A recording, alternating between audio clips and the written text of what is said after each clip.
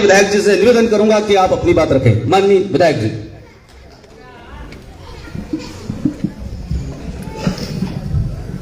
Hello,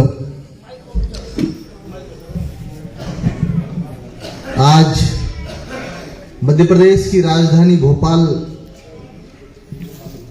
के गांधी भवन में ये सामाजिक बदलाव के लिए, राजनीतिक बदलाव के लिए, इस प्रदेश में बदलाव के लिए जो सामाजिक संगोष्ठी का आयोजन किया गया है, और इस सामाजिक संगोष्ठी में हमारे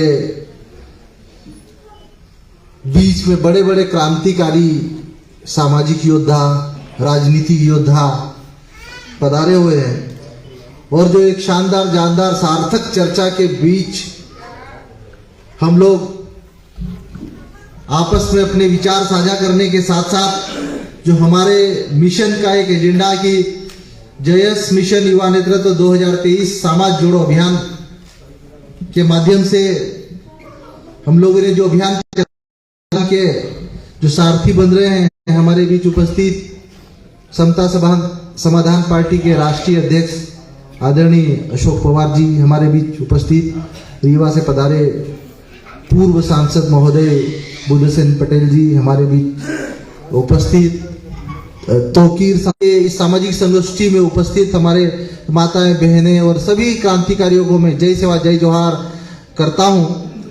सबसे पहले हमारे क्रांतिकारी वीर योद्धा टंटिया भील को नमन करते हुए हमारे पुरखे वीर गुंडाधुर जयपाल सिंह मुंडा, बाबा साहब अम्बेडकर हमारे बीच उपस्थित, या हमारे सभी क्रांतिकारियों को नमन करते हुए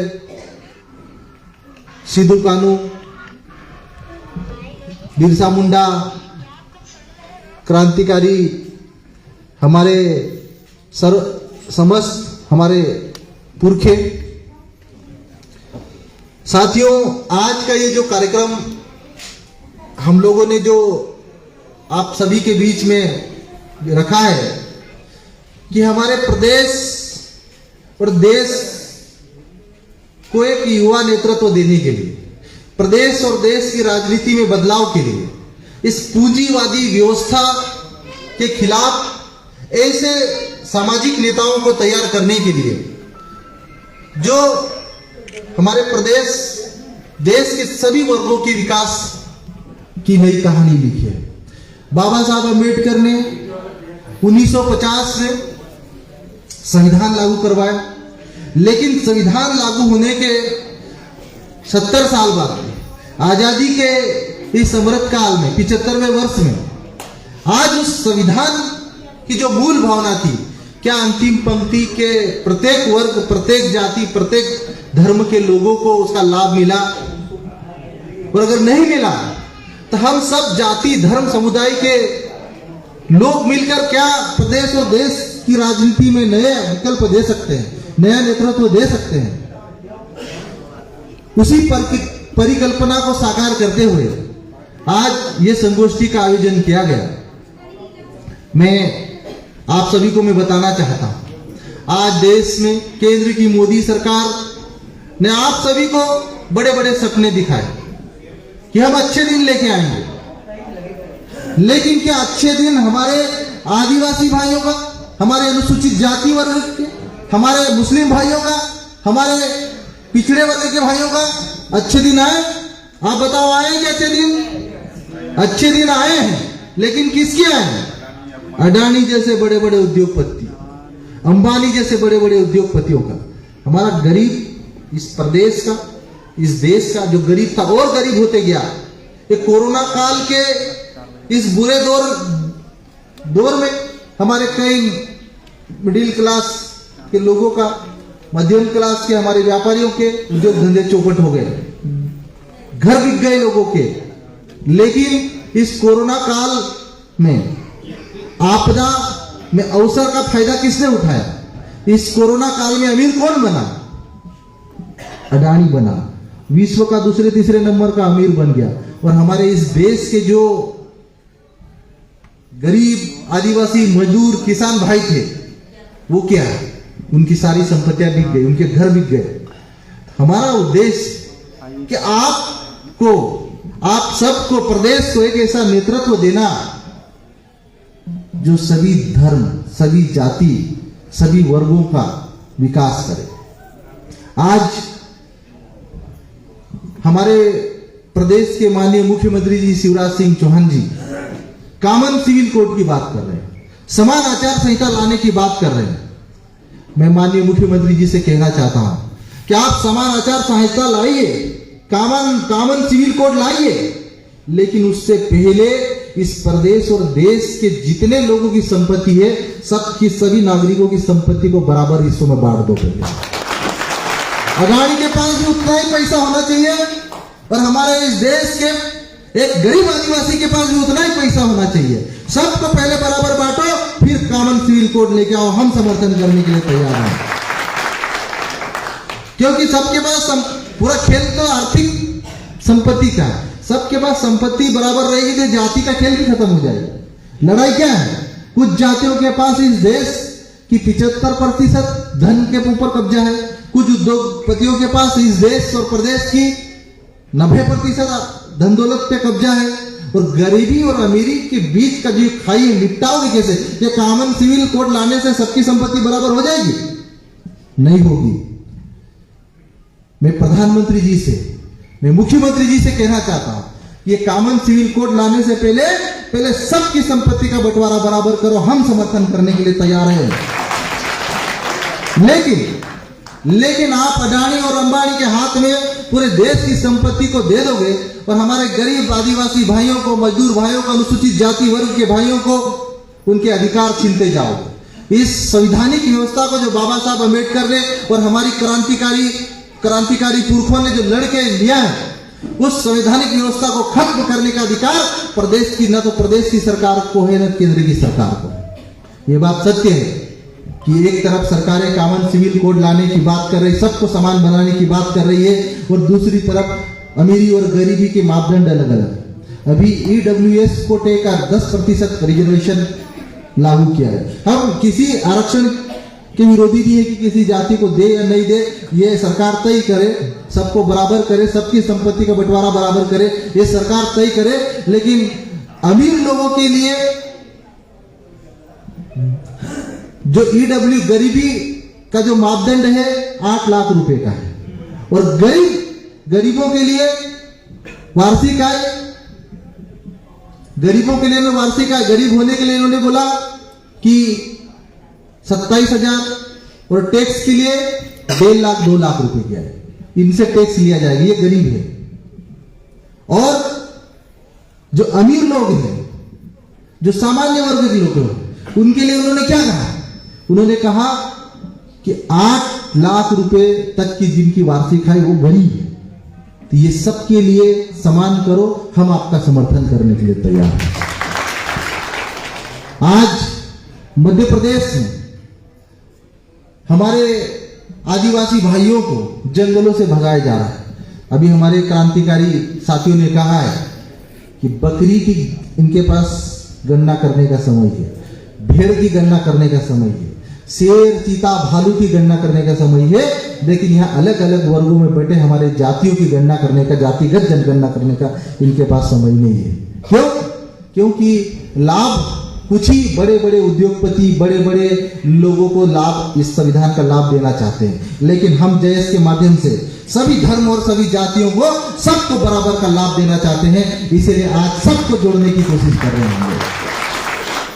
आज मध्य प्रदेश में भारतीय जनता पार्टी के नेतृत्व में जो राज करने के नारे चल रहे हैं, एक लव जिहाद, एक हिंदू मुस्लिम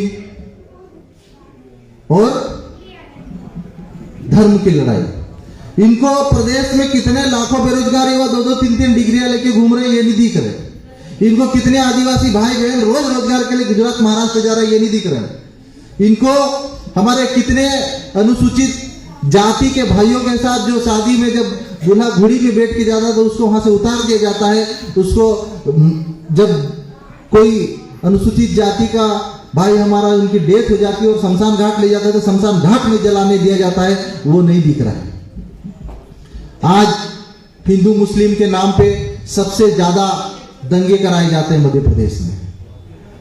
लेकिन मैं आप सबसे कहना चाहता हूं कि हम सब समाज, सभी जातियां, सभी धर्म के लोग मिलकर देश के साथ कंधे से कंधा खड़ा हो, कंधे के साथ कंधा मिलाकर खड़े होने का संकल्प लेते हैं, तो मध्य प्रदेश से हम ऐसी सरकारों की रवानगी कर देंगे 2023 में, जो हमको आपस में लड़वा कर, दंगे करवा कर, जो झूठे प्रोपेगेंडा फैलाकर इस प्रदेश में राज करना चाहते हैं। आज हमारा उद्देश्य क्या है? हमारा उद्देश्य सभी वर्ग के गरीबों को, सभी जातियों के लोगों को समान अधिकार मिले। लेकिन हो क्या रहा है? इस देश में अमीर और अमीर होते जा रहा है और गरीब और गरीब होते जा रहा है। मैं हमारे समता समाधान पार्टी के राष्ट्रीय अध्यक्ष अशोक पवार जी को, बुद्धसेन पटेल जी से क्रांतिकारी हमारे पूर्व सांसद जी को मैं कहना चाहता हूं कि आज जो ये समाज जोड़ो अभियान का हमने एक पखवाड़ा शुरुआत किया है, हम लोग इस पखवाड़े को निरंतर लगातार बनाए रखें। और हमारे बीच आज प्रदेश के कई ऐसे संगठन हैं, कई ऐसे राजनीतिक छोटे छोटे दल हैं, मिलकर बैठकर बात करने के लिए तैयार है, तो हम सबको जोड़ने के लिए तैयार है और मध्य प्रदेश की राजनीति को 2023 में नए आयाम देने के लिए हम लोग तैयार हैं। लेकिन ये बदलाव कौन लाएगा? हम लोग लेके आएंगे। इसके लिए हम लोग एक दूसरे से पहले तो बातचीत का दौर जो निरंतर हमको जारी रखना पड़ेगा। डॉक्टर हीरा अलावा के ऊपर आप लोग कितना विश्वास करते हैं, नहीं करते हैं, मैं नहीं बता सकता, लेकिन इतना विश्वास जरूर दिला देता हूं कि मेरा ये राजनीतिक मामलों में बहुत लंबा चौड़ा अनुभव नहीं है। मैं अपना परिचय भी इससे पहले देना चाहता हूं कि मैं डॉक्टर हीरालाल अलावा धार जिले के कुक्षी का रहने वाला हूं और मैं MBBS मैंने रीवा से किया, MD जनरल मेडिसिन मैंने ग्वालियर से किया, मेडिकल कॉलेज से। मैं दिल्ली एम्स में 2016-17 तक प्रोफेसर रहा हूं। और आप लोगों को मैं बताना चाहता हूं कि हमने पिछले 10 सालों के भीतर जो जनता से, हमारे आदिवासी भाई हो चाहे अन्य समाज के भाई हो, हमने जो वादे किए और जो कहा है वो करके दिखाया। और अभी भी आप लोगों को विश्वास दिलाता हूं, अगर आप लोगों को मैं बोल रहा हूं कि हम सबको जोड़ना चाहते हैं, मध्य प्रदेश की राजनीति को नया आयाम देना चाहते हैं 2023 में, तो दावे के साथ कह रहा हूं, हम दे के दिखाएंगे। बस आप लोगों का साथ और सहयोग हमें चाहिए। हम आपकी विधानसभा पे कोई हमारा कब्जा करने का लक्ष्य नहीं है, आपका हक छीनने का हमारा कोई लक्ष्य नहीं है, लेकिन आपके साथ जहां पे भी शोषण होगा, जहां पे भी अत्याचार होगा, चाहे हमारे मुस्लिम समाज के भाई हो, चाहे हमारे पिछड़े वर्ग के भाई हो, चाहे हमारे अनुसूचित जाति वर्ग के भाई हो, एक जैस संगठन आपके साथ खड़ा रहेगा। हमें इस बात का आप लोगों को भरोसा दिलाना चाहता है। जब जब इस देश में शोषण और अत्याचार हुए, जब जब इस देश में हमारे गरीबों को लूटने का प्रयास किया गया, आप लोगों को मैं बताना चाहता हूं कि इस देश में जब अंग्रेज इस 200 सालों तक इस देश पर कब्जा किया और राज किया, तो अंग्रेजों के खिलाफ सबसे पहली बगावत करी थी तो इस देश के आदिवासियों ने की थी। ये भी आप लोगों को कहना चाहता हूं। और अभी भी अगर हमारे आदिवासी भाइयों की जमीन लूटी गई, उनको जंगलों से भगाया गया, उनके घरों को उजाड़ा गया, चाहे आदिवासी भाई हो चाहे अन्य वर्ग की जाति के लोग हो, आपके साथ शोषण हुआ तो हम लोग साथ में खड़े रहेंगे। इस बात को मैं आप लोगों को भरोसा दिलाना चाहता हूं। और हम लोग मिलकर अगर मध्य प्रदेश के अंतिम पंक्ति में खड़े वर्ग के लोगों को नया नेतृत्व देना चाहते हैं, अगर हम उस वर्ग के लोगों को विधानसभा और लोकसभा में भेजना चाहते हैं, तो इतना तय है, आप लोगों को पहले सबसे पहले जो करना, भरोसा करना पड़ेगा। आप लोगों को साथ, कम से कम साथ में खड़े रहने का साहस दिखाना पड़ेगा। आज पवार जी, बुद्धसेन जी, हमारे तोकीर साहब, हमारे देश के सभी पदाधिकारी, आज आप साथ में खड़े रहने का साहस, आज ये मीटिंग भले हमारे 400-500 लोगों के प्रतिनिधियों की मीटिंग है, लेकिन इस मीटिंग भर से मध्य प्रदेश की राजनीति में भूकंप आने वाला, कल आप इसका अंदाजा लगाएं। तो क्यों ना हम लोग कंधे से कंधा मिलाएं, क्यों ना हम लोग साथ में खड़े रहें, क्यों ना हम लोग मिलकर काम करें, क्यों ना हम लोग मध्य प्रदेश की राजनीति को नया आयाम दें। क्या आप लोग इसके लिए तैयार हो? सब लोग हाथ खड़े करके सर्वसम्मति से प्रस्ताव पास कीजिए कि हम लोग देश के साथ कंधे से कंधा मिलाकर साथ चलने के लिए तैयार हैं। मध्य प्रदेश की राजनीति में नए आयाम और नई कहानी लिखने के लिए तैयार हैं। साथियों, शोषण और अत्याचार की कहानी सिर्फ ST और SC वर्ग की बात नहीं है। हमारे मुस्लिम भाई भी परेशान है, हमारे अन्य जाति धर्म के लोग भी परेशान हैं। और राजनीति में नए युवाओं को कौन मौका दे रहा है? या 10-10, 15-15 साल या तो चापलूसी करो, या फिर इनके संगठनों से जुड़ो, या फिर इनके हाँ में हाँ मिलाओ, तो आपको राजनीतिक पार्टियां मौका देगी। वरना यहाँ पर हमारे बुद्धसेन जी ने कहा है कि यहाँ पर टैलेंट जो एकलव्य जो धनुर्धर थे, जो विश्व प्रसिद्ध उस जमाने में आज से 4000 साल पहले विश्व प्रसिद्ध धनुर्धर थे एकलव्य जी, वीर एकलव्य। उसका अंगूठा द्रोणाचार्य जी ने काटा है। और आज भी इस देश और प्रदेश में जो टैलेंटधारी लोग हैं, उनका अंगूठा काटा जा रहा। बस समय बदला है, व्यवस्था वही की वही है, लेकिन उसी व्यवस्था को बदलने के लिए हम सबको आगे आना पड़ेगा मेरे भाइयों। और हम लोगों को एक दूसरे के ऊपर भरोसा करना पड़ेगा। मैं आज इस कार्यक्रम में उपस्थित सभी क्रांतिकारी साथियों से मैं कहना चाहता हूं कि आज हम लोग वैचारिक रूप से, सामाजिक रूप से, धार्मिक रूप से भले अलग अलग हो, लेकिन जहां पर सामाजिक बदलाव और राजनीतिक बदलाव की बात कही जा रही है, जहां पर प्रदेश और देश चाहता है कि युवा नेतृत्व चाहिए, तो हम सबको मिलकर एक दूसरे के साथ कंधे से कंधा मिलाकर चलना होगा। और आगामी जहां पे भी हमारी बैठकें हो, जहां पे भी हमारे कार्यक्रम हो, जहां पे भी हमारा शक्ति प्रदर्शन हो, सभी समाजों को जैस के साथ खड़ा होना पड़ेगा, जैसा आपके साथ खड़ा होने के लिए तैयार है मेरे भाइयों। साथियों, आज प्रदेश और देश में बाबा साहब अम्बेडकर की जी व्यवस्था को, इस देश की लोकतांत्रिक व्यवस्था को कहीं न कहीं कमजोर किया जा रहा है। इस देश की राष्ट्रीय संपत्ति को बड़े बड़े उद्योगपतियों को बेचा जा रहा है। आरक्षण जैसी संवैधानिक व्यवस्था को कहीं न कहीं अप्रत्यक्ष रूप से प्राइवेटाइजेशन के माध्यम से उसे खत्म किया जा रहा है। और हम और आप जैसे बुद्धिजीवी अगर ये तमाशा देखते रहे तो धीरे धीरे पूरे कुछ ही सालों के भीतर अडानी और अंबानी जैसे उद्योगपतियों को इस देश को बेच दिया जाएगा। क्या आप लोग चाहते हो कि देश बिकना चाहिए? नहीं चाहते हैं। और अगर नहीं बिकना चाहते हो इस देश को, इस देश की व्यवस्था को, इस देश की संपत्ति को, तो हम और आप सबको खड़े होना पड़ेगा। इस सत्ताओं के खिलाफ हमको लड़ना पड़ेगा और हमको मिलकर मुकाबला करना पड़ेगा। तभी हम सामाजिक बदलाव के साथ साथ राजनीतिक बदलाव ले आएंगे। मैं प्रदेश के सभी युवाओं से, सभी सामाजिक संगठनों से मैं कहना चाहता हूं कि राजनीति, सत्ता एक ऐसी चाबी है जिससे हर समस्या का समाधान संभव है। यह हमारे बाबा साहब अम्बेडकर जी ने कहा। हमारे क्रांतिकारियों ने, बिरसा मुंडा ने जमीन बचाई, टंट्या भील ने जमीन बचाई, वीर गुंडाधुर ने, सिद्धू कानू ने आप लोगों के लिए जमीन बचाई, लेकिन आज उस जमीन को बड़े बड़े चंद उद्योगपतियों के हवाले किया जा रहा है। इसीलिए प्रदेश और देश में युवाओं को इस राजनीतिक बदलाव में आना चाहिए। आप जयेश के साथ जुड़िए, हम कंधे से कंधा मिलाकर आपकी लड़ाई लड़ने के लिए तैयार हैं। सभी जाति, सभी धर्म के युवाओं से मैं कहना चाहता हूं कि अगर आप बदलाव चाहते हैं, सामाजिक बदलाव के साथ साथ राजनीतिक बदलाव चाहते हैं, तो हमको साथ में खड़े होना पड़ेगा, मिलकर हमको लड़ना पड़ेगा। और जहां जरूरत पड़ी हम किसी भी कीमत पर पीछे हटने वाले नहीं है। ये आप लोगों को मैं कहना चाहता हूं। साथियों, ये सामाजिक और राजनीतिक बदलाव का ये समय है और अगर हम सब मिलकर एक दूसरे के साथ कंधे से कंधा मिलाकर भरोसा करते हैं तो निश्चित ही मैं कहना चाहता हूं कि इस लड़ाई को हम लोग जीतेंगे। और जो कुछ ही लोगों का कब्जा है इस प्रदेश की राजनीति पर, कुछ ही लोगों का कब्जा है इस देश की सत्ता पर, ये सत्ता सभी वर्गों तक जाएगी।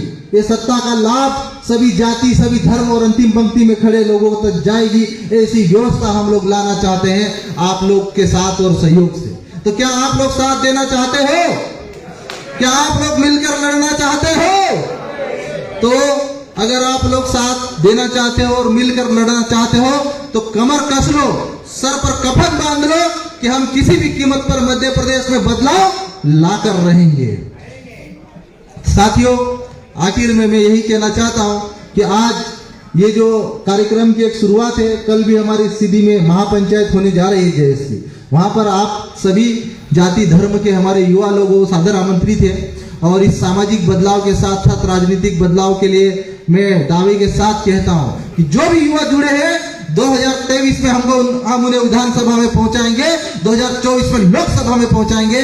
और हम लोगों को नए युवाओं को पहुंचाना ही पड़ेगा, तभी वो बदलाव होगा। वरना राजा का बेटा राजा बनेगा, वही कॉन्सेप्ट चलता रहेगा। और हमारे लोग सिर्फ हमारे ये जो अंतिम पंक्ति में खड़े वर्ग के लोग हैं, जो भारी संख्या में हैं, जिनकी संख्या 75 से 80% है, हम सिर्फ और सिर्फ वोटर बने रहेंगे। हमको वोटर नहीं बनना है, हमको शासक बनना है और विधानसभा और लोकसभा में जाना है। ऐसी व्यवस्था के लिए आप सबको आगे आना पड़ेगा। हमारे ये जो नारी शक्तियां बैठी हुई, आप लोग महिला नेतृत्व के लिए आगे आइए। आप लोग इस 2023 के विधानसभा चुनाव में सामने फ्रंट लाइन पे आके लड़िए।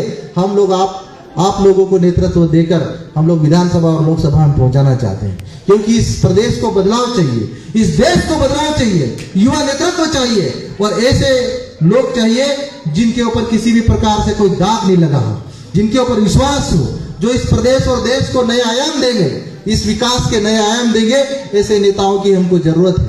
आप सभी युवाओं ने इतना कीमती समय दिया, आप सभी युवाओं ने भरोसा किया। मैं आप सभी को तहे दिल से बहुत बहुत धन्यवाद और आप लोगों का आभार प्रकट करना चाहता हूँ। आखिर में मैं नारे लगाना चाहता हूँ, उन्हीं नारे के साथ अपनी बात खत्म करना चाहता हूँ। मैं बोलूंगा लड़ेंगे तो आप लोग बोलेंगे जीतेंगे, क्योंकि इस आज के इस समय में जो कुछ आप लोगों को मिलेगा लड़के ही मिलेगा, आपको देने वाला कोई नहीं है। यहाँ पर अगर नहीं देगा तो आपको छीन के लेना पड़ेगा, क्योंकि ये समय ही ऐसा है। तो बोलो लड़ेंगे, लड़ेंगे। आप सभी को बहुत बहुत धन्यवाद। जय जोहार, जय आदिवासी, जय सेवा, जय बड़ा देव, जय हिंद, जय भारत।